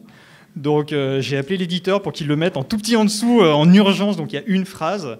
Mais sinon, oui, tous les trucs sur les labres, l'expérience, en fait, l'image qu'on a vue venait de la BD sur le test. Donc voilà. Alors, pour les poissons, oui, la plupart. Et voilà, tout à l'heure, merci. Bonsoir à tout le monde. Je crois que je vais pas me présenter, j'ai pas grand chose à dire. Hein. Voilà. Moi c'est Loïs et je vais vous présenter le titre que j'ai donné. Ah oui, si. Merci à l'Aquarium et à l'apéro sceptique de m'accueillir. J'ai trouvé que c'était une bonne idée quand Sébastien avait fait ça, donc je me dis pourquoi pas moi. Et donc je vais vous présenter, je vais vous donner une présentation que j'ai intitulée Antispécisme et abattage, qui veut la peau des controverses. Donc on va vraiment, ça va être un thème qui est assez circonscrit à quelque chose de précis, mais parce que je pense qu'on réfléchit mieux quand on est précis. Et je vais commencer avec une citation de Bruno Latour, qui est un philosophe des sciences français, qui a donné dans une conférence sur le concept de controverse, qui avait donné cette citation, où il disait « Souvent, quand nous parlons de controverse à des chercheurs, ils ne sont pas très à l'aise avec ce terme, et ils disent « On n'est pas dans une controverse, c'est simplement que j'ai des collègues qui sont idiots, c'est pas du tout pareil. » Et moi, quand j'ai entendu cette citation, enfin cette phrase dans sa conférence, ça m'a marqué, parce que je trouve que ça représente très bien les discussions qu'on a autour de l'élevage aujourd'hui dans notre société, et particulièrement, moi je vais m'intéresser à la légitimité de l'abattage, et du coup voilà, j'ai pris des silhouettes avec à gauche le militant animaliste et à droite l'éleveur, et voilà, on a des deux côtés, les deux disent vous comprenez rien, vous comprenez pas du tout pourquoi est-ce que en fait on a raison, et en interne, ou de moins en moins en interne d'ailleurs, les deux vont penser de l'autre que eux, ceux d'en face, ils sont ignorants et malveillants, alors que nous, de notre côté, on est les bonnes personnes, nous on est rationnels, nous on a bien regardé toutes les données, et on est désintéressés, on fait ça que pour le bien commun. Et donc, je trouve que d'habitude, dans les discussions sur l'antispécisme, on s'intéresse beaucoup à pourquoi ceux d'en face ont tort. Moi, je vais essayer de prendre un peu le revers, en m'intéressant particulièrement à pourquoi est-ce que les gens, eux, pensent qu'ils ont raison. Et du coup, de voir comment est-ce que des deux côtés, on a des gens qui disent « je suis rationnel », c'est quoi leur base pour penser qu'eux, ils ont raison de penser ce qu'ils pensent. Je vais donner un cadre vite fait, donc voilà, c'est le mot métaéthique qui revient. Ah, ça fait peur comme ça, en gros. C'est le cadre métaéthique, donc le cadre que je me donne dans lequel je vais me circonscrire. Ça va plutôt être celui de Peter Singer, qui est cet auteur américain ici, qui a été très influent dans la pensée animaliste. Et c'est-à-dire que je vais avoir deux... Ah, mais il y a tout qui sort. Bon. Je vais principalement faire ces deux postures métaéthiques qui sont le conséquentialisme, c'est-à-dire qu'on cherche à faire des actions bonnes qui sont bonnes en fonction de leurs conséquences. On n'a pas, en opposition à déontologie, donc de dire, on dit juste une action elle est bonne si ses conséquences sont bonnes. On ne dit pas voler c'est mal, tuer c'est mal. On pense aux conséquences de notre acte et c'est à partir de ça qu'on dit si quelque chose est bon ou pas. Et l'autre posture, ça va être l'idée du droit positif, qui va être qu'on considère que les droits qu'on se donne les uns les autres ou qu'on donne à des individus qui ne peuvent pas se les donner à eux-mêmes, c'est des droits qui sont accordés et non pas des droits qui sont lus en quelque sorte dans la nature. C'est pas la nature qui nous dit quels sont les droits des individus, c'est nous qui regardons quelles sont les actions bonnes ou mauvaises et qui, à partir de là, donnons des droits aux individus. Et voilà, j'ai mis des auteurs, c'est par opposition, donc ça c'était Singer et ça c'est Francione, Reagan et Valéry Giroux qui est au Québec, qui sont plus dans cette idée déontologique que moi je ne vais pas aborder ce soir parce que j'arrive pas à la défendre. Et donc voilà. Les limites que je vais poser pour les torts causés aux animaux ce soir, ce sera uniquement ce que j'ai représenté ici de manière très subtile. Ça, je ne sais pas si vous voyez ce que ça peut représenter, mais ça, c'est l'outil qui est utilisé dans les abattoirs, et même quand c'est hors abattoir, pour rendre inconscients les animaux. Donc c'est un pistolet qui va projeter une tige comme ça, assez centralement dans le cerveau. Et là, du coup, c'est un schéma que j'ai trouvé qui explique si vous voulez rendre inconscient un animal avant de l'abattre, où est-ce qu'il faut faire rentrer cette tige. Et donc c'est vraiment le sujet auquel je vais m'intéresser, parce que je pense que ce n'est pas le sujet qui est le plus discuté dans les médias, mais c'est le sujet où il y a le plus d'engueulades en fait, des gens qui ont déjà leur avis ou qui sont vraiment sûrs de ce qu'ils pensent. Donc je vais m'intéresser à la mort, à l'abattage, je ne vais pas m'intéresser à la souffrance dans les élevages, ni à ce que certains pourraient... C'est bon. Et je ne vais pas non plus m'intéresser à l'exploitation, c'est des discussions c'est aussi des discussions qu'on pourra avoir, mais ce n'est pas celles que je vais avoir ce soir. Et donc, Je vais commencer par donner, d'une part, donc j'avais dit qu'on allait voir des deux côtés comment ça se fait que les gens sont persuadés d'avoir raison, et je vais commencer avec, sur l'antispécisme, donc les antispécistes, les anti-élevage, quelles sont leurs bases, les outils qu'ils utilisent et les conséquences de l'utilisation de ces outils. Donc, on va revoir Peter Singer. Voilà, pour penser les bases de l'antispécisme, on peut revenir au livre de Peter Singer qui date de 1975, qui s'appelle Libération animale. Et le concept du bouquin, très très rapidement, ça a été de faire le constat de départ qu'il y a eu un moment où, dans les sociétés humaines, c'était uniquement les hommes blancs riches qui pouvaient faire valoir que leurs intérêts étaient importants, et les intérêts des femmes et des personnes non blanches, on pouvait les négliger. Et voilà, il a fait la remarque que les sociétés, il y a eu des mouvements sociaux de manière à ce que les intérêts des femmes et des personnes non blanches soient aussi reconnus. Et du coup, il s'est posé la question de est-ce qu'il y a des raisons de négliger les intérêts des individus en raison de son espèce? Donc, partant du fait que les différences qui étaient faites, c'était uniquement parce qu'il y avait un sexe différent et une couleur de peau différente, des catégories, et il se demandait, l'espèce, c'est aussi une catégorie qu'on peut observer de manière matérielle, et est-ce que l'espèce, est-ce que ça constitue une base pour refuser à un individu de faire attention à ses intérêts, par exemple son intérêt à ne pas souffrir ou son intérêt à vivre si on pense que ça existe. Et du coup, la conclusion à laquelle il est arrivé dans ce bouquin-là, c'est de dire qu'il n'y a pas de raison... Ouais, ah ouh, là, oui. Ouais, ok. Ouh. Ok, très bien. Merci. Et donc, la réponse qu'il donne, c'est qu'en fait, il n'a pas réussi à trouver, et enfin, il y a personne qui a réussi à trouver de manière à convaincre ceux qui étaient d'accord avec Singer au début, que l'espèce en tant que catégorie biologique pouvait donner une raison de négliger les intérêts d'un individu. Et donc, la conclusion, c'est que seule la capacité d'un individu à avoir des intérêts compte. C'est uniquement s'il a des intérêts qu'il faut se préoccuper de ses intérêts et non pas autre chose. Et du coup, ça, c'est ce qu'on va appeler la posture de l'égalité de considération des intérêts. Et donc, c'est à partir de cette posture-là d'égalité de considération de dire que pour trouver une différence de traitement des intérêts, il faut trouver une différence entre ces intérêts-là, qu'on va avoir les deux outils principaux de la pensée antispéciste qui se cachent toujours derrière les discours antispécistes, même s'ils ne sont pas là pour de vrai. Tous les antispécistes, ils les ont au fond de leur tête quand ils parlent. C'est deux outils qui sont, d'une part, les expériences de pensée et d'autre part, les intuitions morales. Donc, on va servir de ces deux outils-là pour, par exemple, si on a une question de est-ce que le traitement X est acceptable pour un animal donné, on va commencer par une expérience de pensée. L'expérience de pensée, c'est cette idée qu'on va imaginer quelque chose qui n'est pas forcément possible, mais on va l'imaginer de manière à ce que ça va pouvoir provoquer des réactions, que ça va nous faire réfléchir, et on va se servir de ces réactions-là que ça nous provoque pour ensuite en déduire des conclusions. Donc cette expérience de pensée, ça va être que on prend cet animal-là, et à la place de cet animal, on imagine que l'individu à qui on applique un traitement X, c'est non pas l'animal, mais cette fois-ci un humain qui aurait les mêmes capacités cognitives et physiques que l'individu. Donc on essaye de faire une correspondance un à un entre les intérêts qu'avait cet animal et les intérêts qu'avait un humain. Ça peut être difficile vu ce que nous a dit Sébastien, mais bon. Et donc ça, c'est la première partie où on va dire qu'on postule qu'on est capable de faire ça, qu'on est capable de faire une correspondance où la seule différence entre le cas de départ et le cas où on a remplacé avec un humain, c'est qu'il y a une espèce différente. Et après, on va se servir du deuxième outil qui est les intuitions morales. Donc ça, c'est quelque chose qui va revenir souvent, c'est cette idée qu'une fois qu'on a remplacé l'animal par un humain, on imagine ce que ça nous fait, et on va pas chercher plus loin, on se dit, est-ce que je pense que c'est bien ou c'est pas bien? Et sans essayer de donner des bases à ça, on se dit juste, si je trouve que c'est pas bien, ça veut dire que j'ai l'intuition morale que c'est quelque chose qui doit pas être fait à l'humain en question, et en fait, avec la posture de l'égalité de considération des intérêts, vu qu'il n'y a pas, on est parti du départ qu'il n'y avait pas de différence substantielle entre les intérêts de l'humain et les intérêts de l'animal, alors notre intuition doit être étendue aux animaux. Et du coup, c'est ce que j'ai mis derrière, et c'est pour ça qu'il y avait Scarlett Johansson au début, c'est cette idée, je ne sais pas si vous avez vu ce film qui s'appelle The Island, qui a sûrement un autre titre en français, qui est un film de Michael Bay, dans lequel on a des individus qu'on fait naître et qu'on entretient dans une sorte de forteresse, et à un moment, ces individus-là, ils vont être retirés de la société dans laquelle ils sont pour servir à des transplantations d'organes. Donc c'est des clones, et on se sert de leurs organes pour après, on les tue, et on se sert de leurs organes pour des personnes qui auraient commandé des organes à l'extérieur. Et du coup, une affirmation, là même si ça va plus loin, parce que c'est des humains qui sont cognitivement... humain, mais si ça n'a pas forcément de sens. Et du coup, l'idée, ça va être que quand on pense à la situation de The Island, on se dit des individus qu'on fait naître, et une fois qu'on en a besoin, on les tue pour s'en servir. Et la posture antispéciste, ça va être de dire que ce qu'on fait en fait aux animaux, c'est quelque chose qui est similaire, et on se sert juste de, quand on pense à The Island, qu'est-ce que ça nous fait? Si ça nous fait, c'est quelque chose qu'on veut pas voir arriver, c'est quelque chose qu'on pense immoral, qu'on pense injuste, alors on en tire la conclusion que c'est aussi injuste pour les animaux. Et du coup, c'est vraiment ça que je veux souligner, c'est que il n'y a pas besoin, et en fait la plupart je pense qu'on pourrait trouver une bonne proportion des personnes antispécistes qui n'ont pas de base morale précise sur pourquoi est-ce que la mort c'est mal, pourquoi ce traitement, c'est quoi les intérêts, comment est-ce qu'on prend en compte les intérêts, qu'est-ce qui passe avant, qu'est-ce qui passe après. La seule chose, c'est qu'on va faire une expérience de pensée et on va après sentir ce que ça nous fait pour savoir qu'est-ce qu'on en déduit.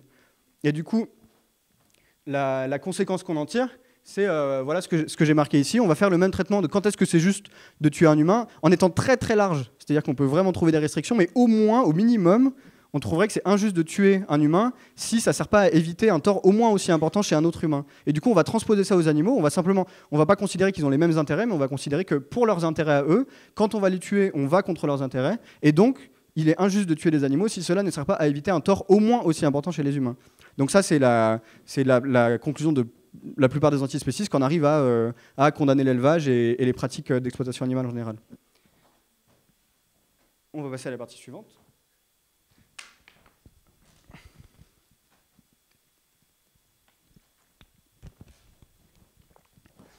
Donc, dans cette partie, je vais traiter des réponses et des réactions qui sont données aux critiques de l'élevage par la profession des éleveurs, ou surtout la profession des éleveurs en fait, et les philosophes qui s'intéressent à cette question.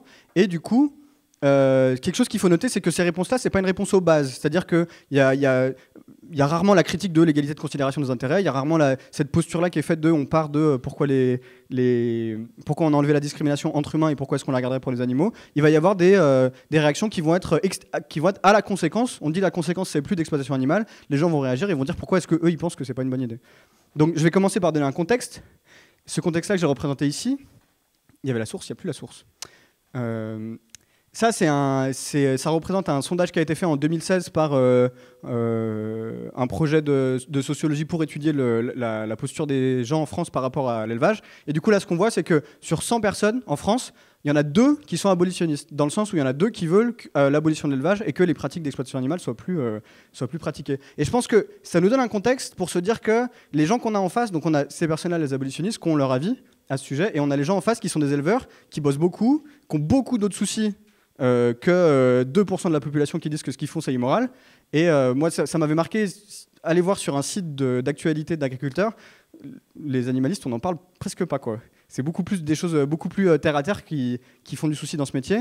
Et du coup ce que je me dis c'est que j'essaie d'avoir une position d'humilité, de me dire si moi il y avait 2% de la population qui me disait que ce que je fais c'est pas bien, est-ce que je passerais ma vie à essayer de leur répondre ou est-ce que en fait je ferais pas un peu ce qu'on trouve actuellement, c'est-à-dire qu'il y a un peu cette posture là, j'ai l'impression qu'on se dit qu'il y a suffisamment peu de personnes et qui ont l'air suffisamment éloignées, en plus avec un peu cette idée que c'est des gens citadins et tout parmi les 2 personnes qui sont les deux sur ces 100 personnes. Donc il y a suffisamment peu de gens qui contestent pour se contenter de dire on va sortir des fascicules, on va sortir des discours, des articles pour dire on vous a expliqué pourquoi est-ce que vous aviez tort, on vous a écouté, vous avez tort, maintenant on passe à autre chose. Et vraiment cette idée une explication péremptoire de voilà pourquoi vous avez tort, maintenant laissez-nous tranquilles en quelque sorte. Et du coup je vais détailler assez précisément les différentes postures qu'on peut avoir pour avoir cette posture de maintenant voilà les explications pourquoi on a raison, maintenant laissez-nous tranquilles. Il y a 4 différents types que je veux traiter pour vraiment être exhaustif et pour qu'on loupe un peu rien. La première, c'est quelque chose qui est très très minoritaire, mais qui existe quand même, le fait que le progrès moral n'importe pas en soi. Il y en a quelques-uns, si vous les titillez sur les groupes Facebook, vous arriverez à les trouver. Et c'est les gens, j'ai pris l'image du Léviathan de Hobbes, c'est des gens qui vont dans la posture que pourquoi est-ce qu'il ne faut pas tuer des humains, c'est parce que je veux pas qu'on me tue, donc je demande à l'État l'État, on se dit, vu que je veux pas qu'on me tue, faut que je m'empêche de tuer les autres, ou qu'on m'empêche de tuer les autres, et vu qu'ils vont jamais être tués par un animal, ils se disent, j'ai bien le droit de tuer les animaux, quoi. C'est pas la majorité. On va avoir d'autres discours qui sont... Là, tout ce que je vais vous mettre, c'est des arguments que je peux pas aller plus loin, je pourrais pas vous les justifier, mais c'est des arguments qu'on entend. Et il va y avoir l'argument qu'on entend que la vie, c'est bien, la mort fait partie de la vie, donc la mort, c'est bien. Et que du coup, la mort, c'est pas un mal, que vraiment, si vous gueulez contre la mort, c'est que vous avez pas compris, la vie, c'est que vous vivez dans votre monde et tout. Et donc voilà, il y a cet argument-là que la mort, c'est pas un mal, donc l'abattage n'est pas un mal. Et on va avoir la dernière... là, oui, j'ai oublié de préciser, mais là, c'est vraiment dans les positions morales. C'est vraiment dans cette idée que les bases morales dont on se sert pour juger de l'abattage sont complètement différentes de celles qu'on avait chez les antispécistes. Et après, il va y avoir aussi cette base-là qui est de dire que c'est pas d'être sensible ou pas qui compte par rapport au fait que c'est mal de tuer quelqu'un, c'est juste la vie, c'est mal de tuer, et faut garder les choses en vie, et les tuer, c'est pas bien. C'est pour ça que j'ai mis une pomme qui saigne, que j'ai trouvé sur Internet, que j'ai trouvé jolie. Et donc voilà, ça, c'est les 3 postures où vraiment, c'est des choses où c'est des postures morales différentes. On refuse les prémices qu'utilisaient les antispécistes et on dit non, mais voilà, vous n'avez pas compris, ça c'est les postures morales que moi je défends.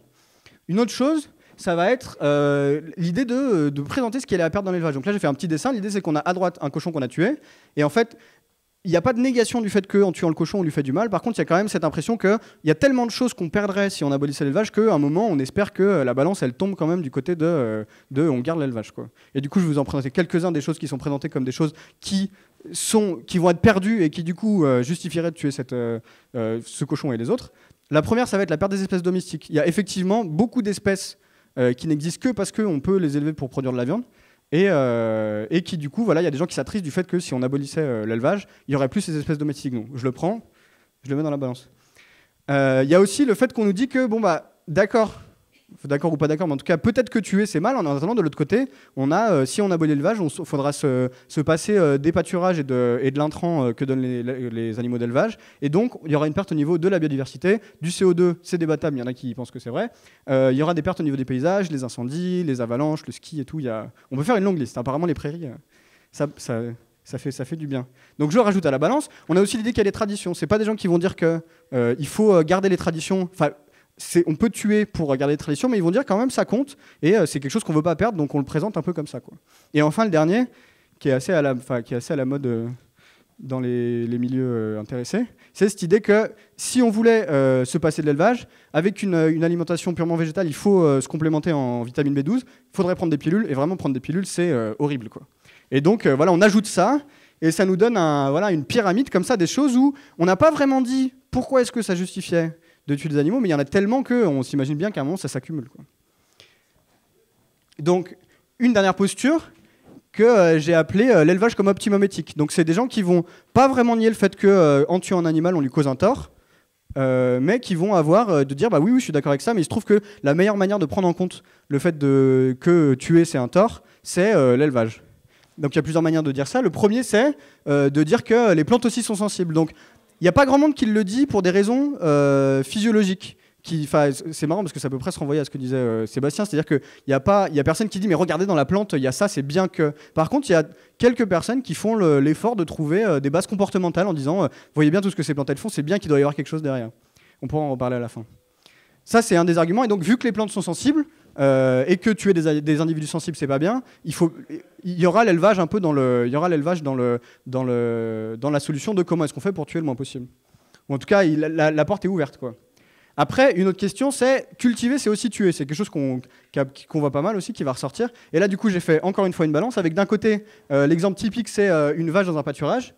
Et du coup, l'idée, c'est que cette vache dans le pâturage, on va la tuer elle à la fin, mais elle cause pas de... Ça va juste pour faire cette vache, il va juste falloir tuer un individu, alors que de l'autre côté, si on a des cultures quelconques, j'ai pas forcément cherché, mais il y a cette idée qu'il y a certaines cultures dans lesquelles on va tuer des animaux. Là, c'est les deux exemples qui sont pris le plus souvent, c'est-à-dire les souris et les vers de terre. Et du coup, il y a cette idée que, vu que quand on cultive, on tue aussi, alors moins tuer, s'il faut tuer moins d'individus sensibles, ça peut aussi passer par l'élevage et l'abattage. Et du coup, voilà, on tuerait un individu plutôt que d'en tuer 10. C'est des choses c'est des arguments qui sont présentés.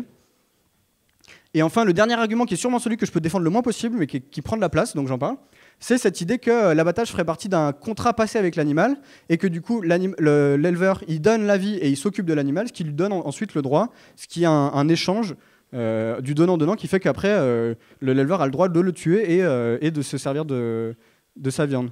Et donc ça, c'est voilà, les trois points de vue sur cette idée d'optimum éthique. Et enfin, j'en suis à combien de temps ? Ok.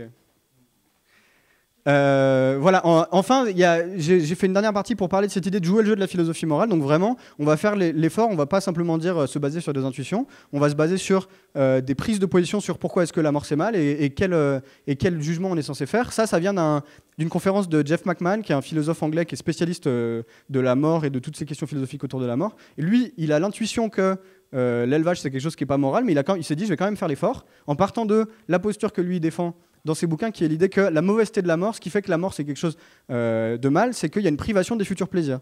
Donc cette idée que voilà, il faut empêcher la mort d'un individu, parce que quand il y a un individu qui meurt ou quand on tue un individu, les plaisirs qu'il aurait pu ressentir dans le futur vont lui être privés, et du coup c'est un tort qu'on lui cause. Et il propose deux échappatoires auxquels il ne croit pas, mais au cas où il ressorte, c'est mieux d'en parler. Le premier que j'ai... Ah bah il y a les deux en même temps. Le premier que j'ai mis ici, c'est qu'il dit c'est de la privation de plaisir, mais il se trouve que du côté des gens qui ne mangent pas de cochon, il y a aussi une privation de plaisir. Et du coup, on peut imaginer une théorie morale qui dirait que si par exemple on se base sur les capacités cognitives du cochon pour penser au lien qu'il a avec son soi futur, on pourrait imaginer de trouver une manière de valuer qui ferait que en fait, il y aurait plus de plaisir.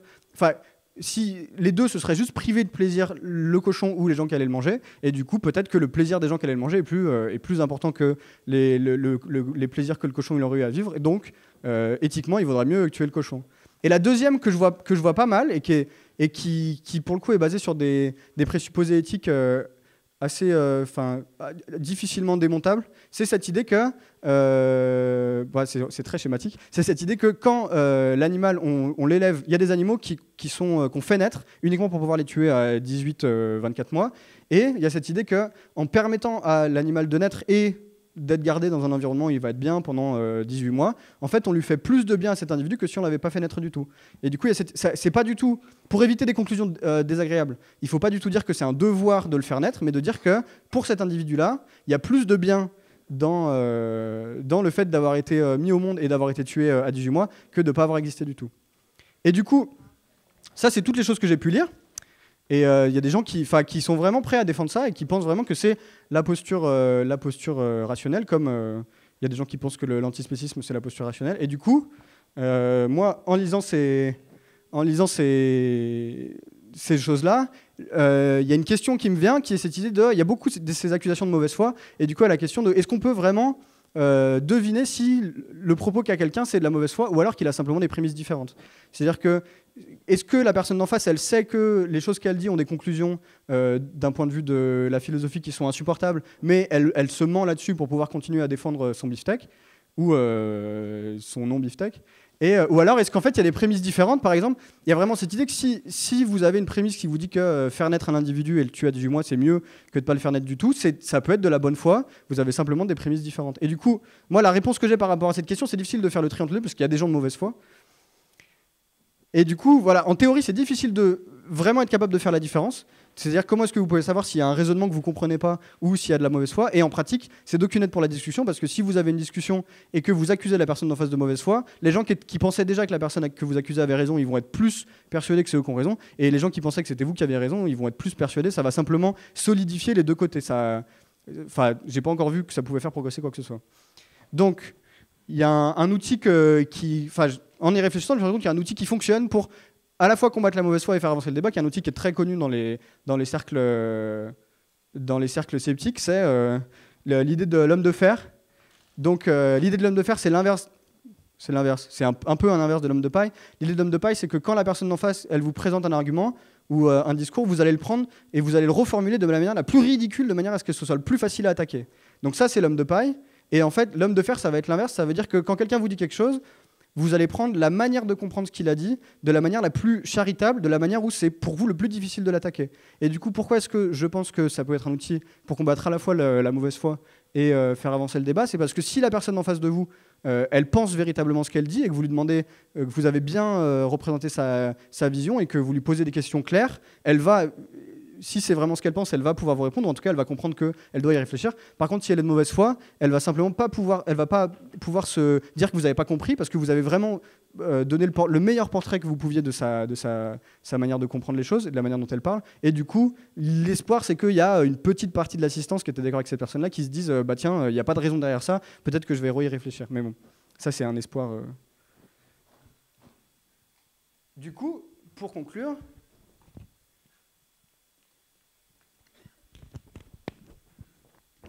Je vais proposer des questions pour les deux camps et après pour un camp et pour l'autre, avec cette idée que je pense que je ne sais pas si les deux camps veulent discuter. C'est un peu voilà, c'est pas le contrôle là-dessus. Je peux pas les pousser ou les payer peut-être, mais bon. Et partant du fait que les deux camps considèrent que continuer à se marcher dessus et à dire que l'autre est complètement débile, on peut faire ça de temps en temps, mais peut-être pas tout le temps.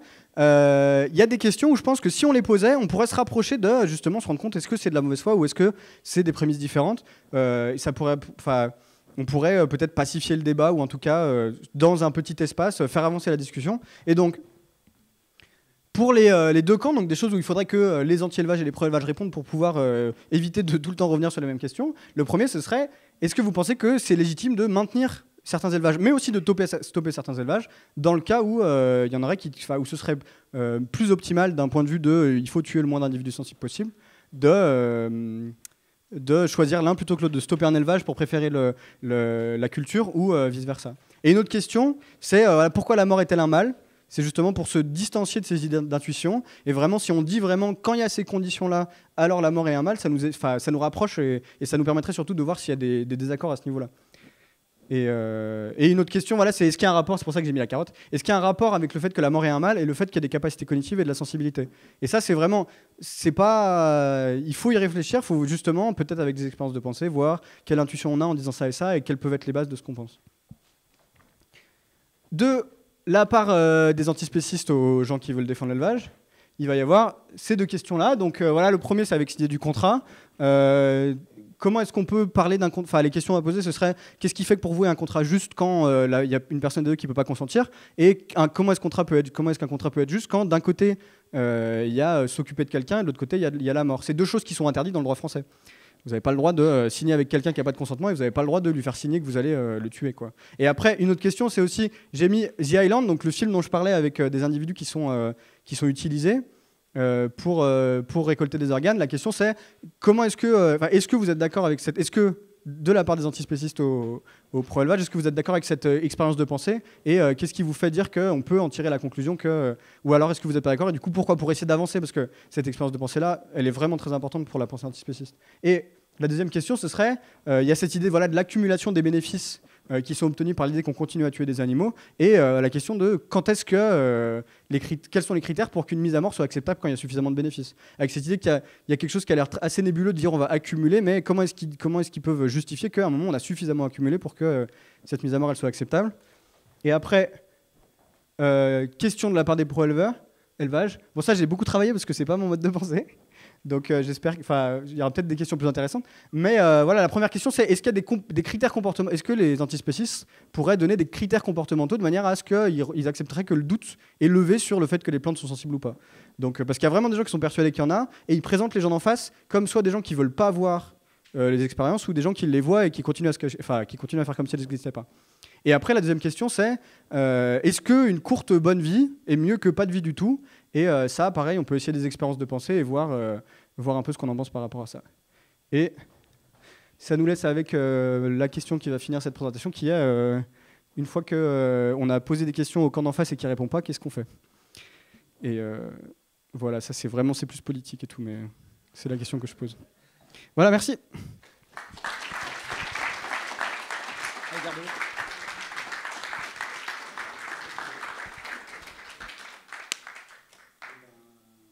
Vous m'entendez ? Ouais. Merci Loïs. L'idée, c'est qu'il n'a pas exposé ses arguments, hein. À aucun moment, c'était des arguments de plusieurs positions de pensée. Donc là, dans le temps des questions maintenant, avant qu'on attaque la phase d'atelier de discussion commune, ce que je vous propose, c'est de ne pas discuter les arguments en eux-mêmes, mais discuter la méthode et ce qu'il a présenté comme méthode de réflexion pour débattre. Après, on parlera des arguments si vous le souhaitez, c'est le but de la suite de la soirée. Mais là, dans un premier temps, c'est pas de discuter de la validité des arguments qui ont été présentés que je vous propose. C'est plus, ça te convient, hein ? Oui. C'est de plus aller sur la méthode de travail qui a été proposée sur ce thème-là de l'abattage et de voir si ça fait quoi d'autres choses pour vous.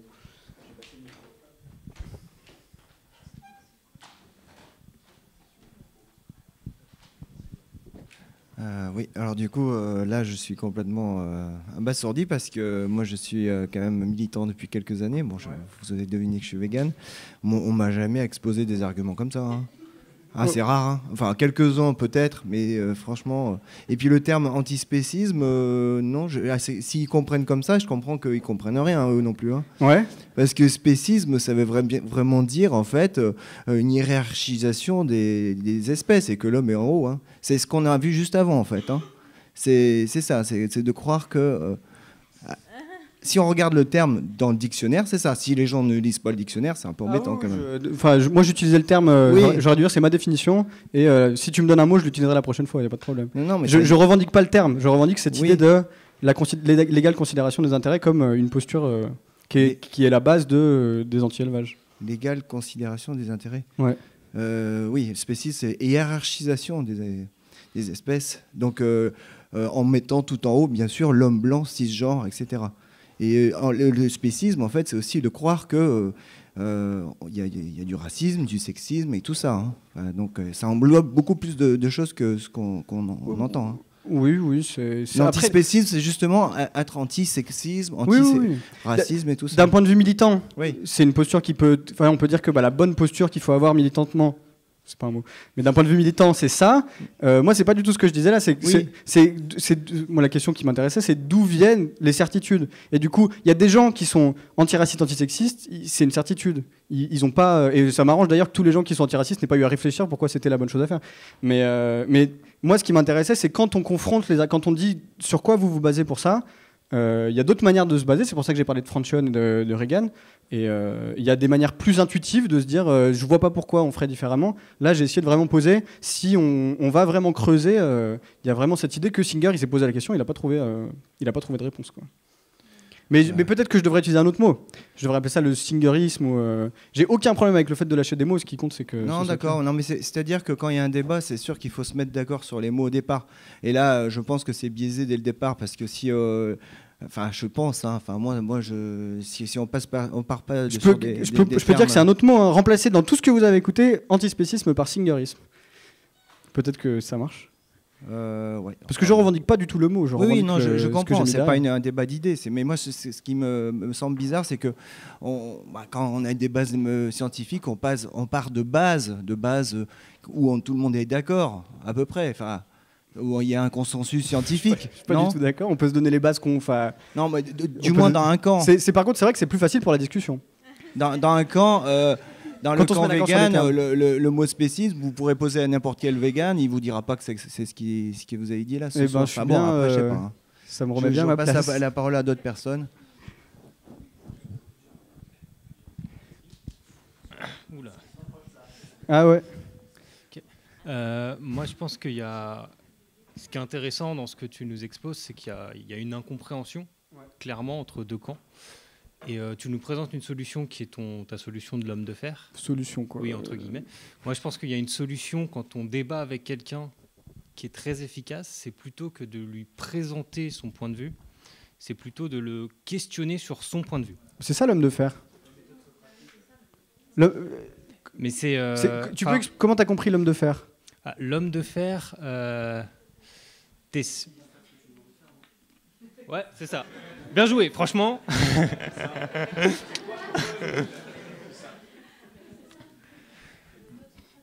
En fait, c'est peut-être moi qui ai mal compris ce que tu dis. Ouais, vas-y, reviens dessus, il n'y a pas de problème. Ouais, moi, c'est la méthode socratique, en fait. C'est...